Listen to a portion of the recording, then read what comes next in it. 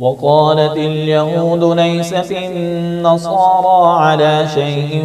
وقالت النصارى ليست اليهود على شيء وهم يتلون الكتاب كذلك قال الذين لا يعلمون مثل قولهم فالله يحكم بينهم يوم القيامة فيما كانوا فيه يختلفون ومن أظلم ممن منع مساجد الله أن يذكر فيها اسمه وسعى في خرابها أولئك ما كان لهم أن يدخلوها إلا خائفين لهم في الدنيا خزي ولهم في الآخرة عذاب عظيم ولله المشرق والمغرب فأينما تولوا فثم وجه الله إن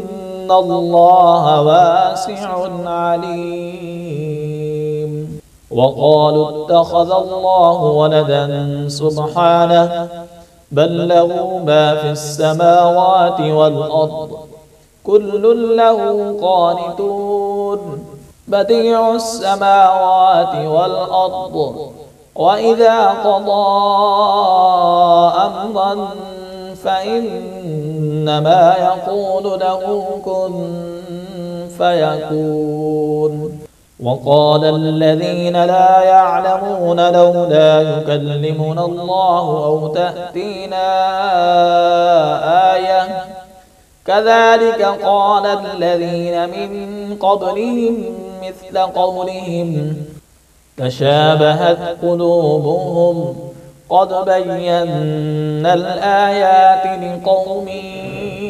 يوقنون إنا أرسلناك بالحق بشيرا ونذيرا ولا تسأل عن أصحاب الجحيم ولن ترضى عنك اليهود ولا النصارى حتى تتبع ملتهم قل إن هدى الله هو الهدى ولئن اتبعت أهواءهم بعد الذي جاءك من العلم ما لك من الله من ولي ولا نصير الذين آتيناهم الكتاب يتلونه حق تلاوته أولئك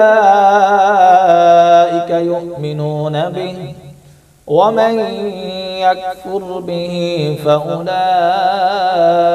هم الخاسرون